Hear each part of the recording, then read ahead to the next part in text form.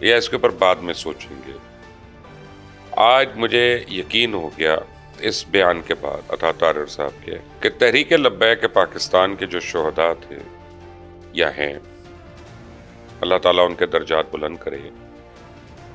معصوم لوگ، بزرگ لوگ، بچے بھی اس میں، جو اتنے درجنوں انہوں نے مارے اور شہید کیا بے دردی سے، ان کے اوپر بھی انہوں نے بین لگایا تھا نا۔ انہوں نے کہا ٹی ایل پی کو ہم بین کر رہے ہیں، اور اس وقت وزیر اطلاعات فواد چودھری نے ٹیلی ویژن پہ آ کے کہا تھا کہ یہ را سے ان کو فنڈنگ ملتی ہے، ان کو ہندوستان سے فنڈنگ ملتی ہے۔ تو ہمارے پاس ثبوت ہیں اور سب کچھ ہے، اور آج تک وہ ثبوت تو نہیں آئے، لیکن بہت سے لوگ آگے چلے گئے۔ میں آپ کو ذرا یاد دہانی کرا دوں کہ ہوا کیا تھا، اور یہ ذرا سمجھ لیجئے گا اس کو۔ میں کسی مولوی کے لیے نہیں بات کر رہا، میں کسی لبرل کے لیے بات نہیں کر رہا، میں معصوم شہریوں کے لیے بات کر رہا ہوں کہ ان سے 3 باری پاکستان کی حکومت نے معاہدے کیا، اور تینوں باری ان معاہدوں کی خلاف ورزی ہوئی۔ خود تحریک انصاف کی حکومت نے ان کے ساتھ معاہدے کیا، اور اس وقت ان کے جو امیر تھے حافظ رضوی صاحب، وہ غیر قانونی طور پہ ان کو جیل کے اندر رکھا ہوا تھا، کیونکہ قانونی طور پہ اگر آپ کسی کو رکھتے ہیں اور دہشت گردی کے پرچے میں رکھتے ہیں، تب بھی آپ کو 90 دن کے بعد اس کو عدالت میں پروڈیوس کرنا ہوتا ہے، اور جب آپ نہیں کرتے تو پھر وہ غیر قانونی ہو جاتی ہے بات۔ بہرحال وہ اس وقت بھی حراست میں تھے، اور تحریک لبیک والے جو ہیں ان کے صرف 2 مطالبے تھے۔ ایک تو یہ کہ ہمارے امیر کو رہا کر دو، اور دوسرا یہ کہ فرانس کے سفیر کو یہ یادداشت دے دو کہ فرانس کے صدر نے جو توہین آمیز کلمات محمد مصطفیٰ صلی اللہ علیہ وسلم سرور کائنات ان کے شان میں جو گستاخی کی، ان کو کم از کم پتا ہو کہ ہم عاشق رسول ہیں، اور ہمارا اور کوئی مقصد نہیں، ہمارا اور کوئی مطلب نہیں۔ میں خود اس کی رپورٹنگ کر رہا تھا، مجھے یاد ہے،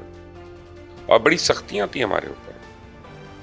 حکومت کی طرف سے اتنی سختیاں تھیں کہ آپ کی سوچ ہے کہ ہم تحریک لبیک کے ہم ریلی کو رپورٹ نہیں کر سکتے تھے، تو سوشل میڈیا پہ کر رہا تھا، اس پہ بھی مجھے دھمکیاں آئیں کہ تم اٹھا لیے جاؤ گے، یہ ہو جاؤ گے، بند ہو جاؤ گے۔ تو یہ لاہور میں ایک علاقہ ہے ملتان روڈ اور بند روڈ، یعنی اس کے بیچ میں، وہاں پہ ایک جگہ ان کی ریلی کو جب آئی، اور یہ پہلے سے اناؤنس تھا، تو پورے اطراف میں بتی بند کر دی گئی۔ پہلے بتی بند ہوئی اور ان کی سائیڈوں کی جو گلیاں تھیں ان کو بلاک کر دیا گیا، اور اس کے بعد وہاں اندھا دھند فائرنگ ہوئی ہے، اندھا دھند۔ مجھے نہیں پتا وہ کیسے بچے بیچارے، جو بچ گئے نکلے، اور زخمی جو تھے انتہائی زخمی حالت میں ہسپتالوں میں جن کو لے کے جا رہے تھے، ہسپتال والوں نے ان کو لینے سے انکار کر دیا، ان کے علاج کا انکار کر دیا۔ یہ تحریک انصاف کی حکومت میں ہو رہا تھا، جب عثمان بزدار وزیر اعلیٰ تھا، عمران خان وزیر اعظم تھے۔ اب وزیر آباد کے قریب جا کر وزیر آباد میں انہوں نے پوری جی ٹی روڈ کھود دی تھی، اور وہاں پہ انہوں نے اس سے پہلے ذرا بیان دیا تھا کہ یہ تو ہم نے ختم کر دی پارٹی، اور اس وقت بھی تحریک لبیک کا I think if I am not wrong 1 یا 2 لوگ سندھ پارلیمنٹ کے اندر موجود تھے، اور ہم نے سوال اٹھایا